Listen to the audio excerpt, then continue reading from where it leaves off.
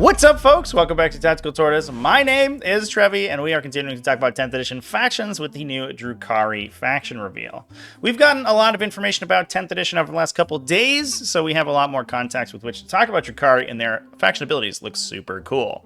And this includes a return of the Power from Pain ability, which has a wholly new effect. In fact, becoming a resource mechanic rather than a progressive buff that they get over the course of the game. This ability gives you a number of pain tokens that you can use over the course of the game. In a normal Strike Force game of 40k, that's the standard 2,000 point level, you're going to start with 3 and gain more when enemy units are destroyed or fail battle shock tests. Importantly, you can destroy enemies in any phase. This doesn't require you to kill them in the fight phase. You can get them in shooting or killing them some other means, even with mortal wounds. You can spend these pain tokens on the Drukhari army ability Empowered Through Pain, which gives you either reroll of advance and charge rolls in the movement or charge phases, or a full rerolls to hit in the shooting or fight phase. For each pain token that you spend from your pool, you can choose one unit to benefit from that effect. And you can do that multiple times per phase. So unlike the previous edition of the game, where Drukhari armies would be a whole army advancing and charging, you can only do it on a certain number of units. However, those units can then get into melee, kill more enemy units, and continue generating pain tokens so that the army can keep snowballing.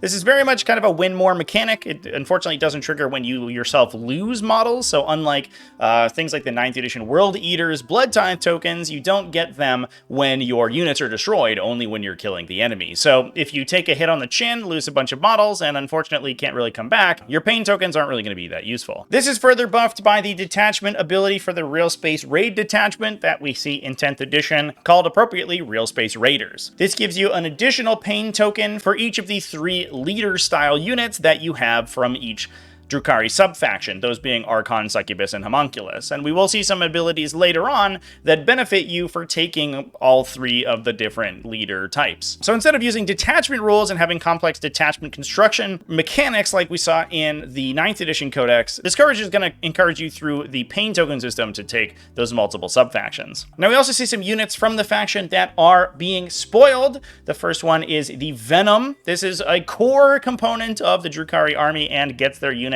relatively squishy infantry to the fight by transporting them with a very fast movement. And as we've seen before, you can now disembark transports after they move, giving Drukhari units a very long threat range if they're jumping out of their Venoms. That said, they don't even need to jump out of those Venoms because the Venoms do come stock with the Firing Deck 6 ability. This contributes the ranged weapons of 6 embarked models, 1 ranged weapon apiece specifically, to the Venom. So when the Venom goes to shoot, it's going to attack with its normal ranged weapons, and then whatever 6 weapons the models in the embarked unit are carrying. These splinter weapons have all gotten the anti-infantry 3+ weapon ability. This is to represent their poison effect that they've had in the past. I do like that it's now anti-infantry rather than a poison 4+ effect, which used to wound any non-vehicles on a 4+, generally speaking. Mostly because it had an extra effect against monsters, which was kind of imbalancing for the weapon specifically. Being anti-infantry means that because most armies in the game will have some number of infantry, you're going to be useful against that unit type, but in other situations, being good against monsters but not good against vehicles was very weird, and made armies full of splinter weapons kind of spiky in their power level. But now they are going to be more dedicated anti-infantry, but a 3+ is much better than their previous 4+.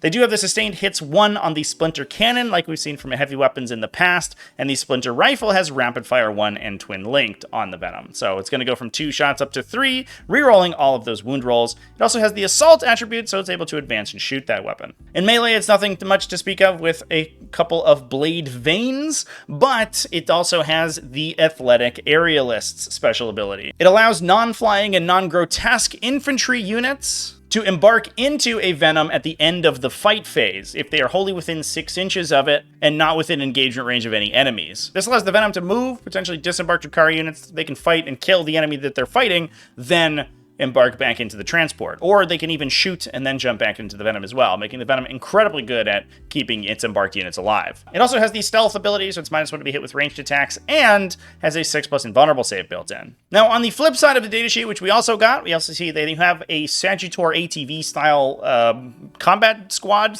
sort of effect, where a unit can be split into 2 halves of 5, and in one of them can be embarked inside the Venom. Now, speaking of Kabalite Warriors, we do see the datasheet for them spoiled as well, and there's a lot lot going on here. First off, they have a kind of impressive profile. They get that 4+ save that we saw on the Guardian squad, but have a very long 8-inch movement. They have an OC value of 2 that we can expect from battle line infantry, and the Sadistic Raiders ability, which gives them a modicum of objective secured. This allows them to control objective at the end of your command phase and lock it in under your control, and works if the Kabalite Warriors are embarked within a transport. In terms of their weapons, they do have the Splinter Rifle, an anti-infantry 3+ assault weapon. No rapid fire on it, but it does shoot 2 times out to the full 24 inches. Splinter Pistols, which have a similar profile, and the Splinter Cannons we already saw, but also the Shredder, a D6 shot torrent weapon, automatically hitting at strength 6, AP 0 for 1 damage. The Dark Lance, a 4+ ballistic skill heavy weapon with that strength 12, AP 3, D6 plus 2 damage. The Blaster, a strength 8, AP 4, D6 plus 1 damage assault weapon.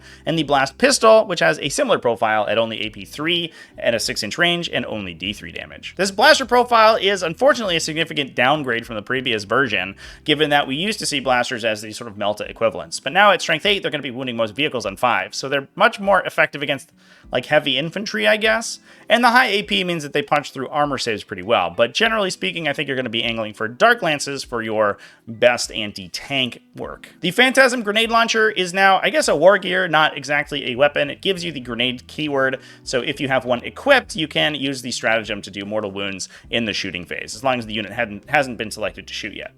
In melee, the Cyberite weapon is now a 3-attack anti-infantry 3+ swing at AP 1, whereas their normal close combat weapons are 2 attacks each, hitting on 3s at strength 3, AP 0. Now we do have some other weapons spoiled as well, including the Haywire Blaster. This is the twin Haywire Blaster, so we're probably going to see a similar version from other Haywire cannons, but not twin-linked. This one is anti-vehicle 4+ with devastating wounds, so its critical wounds are going to be converted the damage into mortal wounds, and being anti-vehicle 4+, it's going to be doing those on a 4+ against vehicles, which is good because its base strength is only 3. It is a 24-inch range with 2 attacks hitting on 4s at strength 3 AP 1 for 3 damage, but again, we're going to be hoping that we don't care about the strength and AP values because we're shooting at vehicles and just converting those into mortal wounds on 4s. It does have the twin-linked characteristic, however, so it gets rerolls on its wound rolls, so that strength 3 isn't even that bad against other units. It's going to be wounding on 5s or 4s, with then rerolling so it can convert those attacks pretty consistently. Seems like a very good profile, to be honest. The low AP is not great, but otherwise it's pretty solid. Lilith Hesperax has also gotten a little bit of a spoiler. We don't see her whole datasheet here, but we do see her blades. They are sustained hits 2, giving 2 additional hits on a hit roll of a 6, or a critical hit roll, and anti-infantry 2. So against infantry, she's swinging 8 times, hitting on 2s, wounding on 2s, and any one of those 2s to hit, not wound, gives you 2 additional hits that then also wound on 2s. So her base strength is only 3, so she's not great against non-infantry, but she has AP 2. And once per game, according to the article, she can put on a thrilling spectacle, giving her back her old school 3+ invulnerable save in combat, and making her swing 12 times. 12 attacks is going to be pretty good. That averages somewhere around 14 to 15 with these 2 extra sustained hits. So she is very good at clearing out tons and tons of chaff infantry, especially if that AP 2 can punch through your armor save. She can kill 10 guardsmen in one swing, no problem. Now, last but not least, we do have a little bit of an additional buff for those Archon, Succubus, and Homunculi with the Alliance of Agony stratagem. This interacts with the Power from Pain mechanic and allows you to spend 1 CP and 1 Pain token in any phase to empower 3 Archon, Succubus, and Homunculuses. However, the restriction is that you can only use the stratagem if all 3 targets are selectable. So not only do they have to be on the table, but they also have to be not battle shocked, as that would make them untargetable by the stratagem. It makes you very efficient, but it does force you into playing all 3 of those sub-factions, which we'll have to see exactly what their synergies look like, because it may be that they don't have any effects that carry over between the different sub-factions. Succubuses probably don't have any interaction with Kabalite Warriors, whereas Archons do. So splitting your army into 3 separate piles makes it difficult to construct one in a way that supports itself. You're going to basically have 3 mini armies that are working together, which, to be fair, is very Drukhari-like, but can be a little bit inconsistent. The article also talks about enhancements and stratagems available to the faction and specifies that their detachments are going to be broken up, giving unique stratagems and enhancements to Cabals, Homunculus, Covenant, and Witch Cults all individually. Whether or not this means that you'll have more stratagems than a normal detachment, but those stratagems will be less applicable, we don't know. It may just be that each sub-faction only has a couple stratagems, so you're kind of boned if you don't take all 3. I hope that's not the case. I hope it's less of a requirement that you take all 3 sub-factions and more of a reward that you get more abilities unlocked if you do, but we'll just have to see.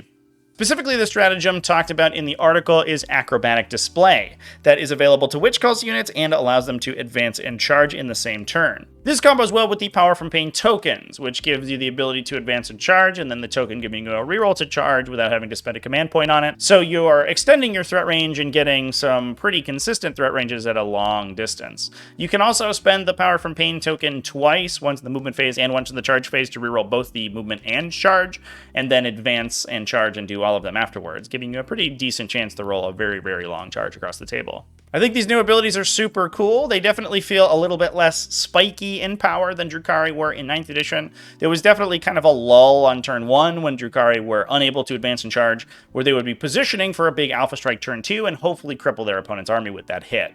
This feels a lot more gradual, where they can sort of chip away at your army, kill a couple units, build up their Power from Pain, and then come in later with those tokens to spend to buff their attacks. And it feels very appropriate, where they're going to be trying to kill the weak models in your army first to generate Power from Pain tokens, to then make sure that the attacks against your more powerful units are going to be more effective. And it means that you can't really allow Drukhari to nickel and dime you, because they're going to get more and more powerful as they do. Overall, it's an ability that really meshes with the background of the army pretty well, and I'm kind of excited to see it on the table. And with that, that is all of the Drukhari abilities that we know about for 10th edition Warhammer 40k. We do have, like I said before, most of the rulebook spoiled, so we're going to be talking about that later on in the channel. Stay tuned for some videos about that, and let me know down in the comment section what you think about Drukhari in the new edition. Big thanks for watching all the way to the end of the video. Thanks as well to everybody who supports the channel, either over on Patreon at patreon.com/TacticalTortoise, YouTube channel members, and Twitch subscribers. All you people are great, and I love you. Remember to keep it classy, folks, and have happy wargaming.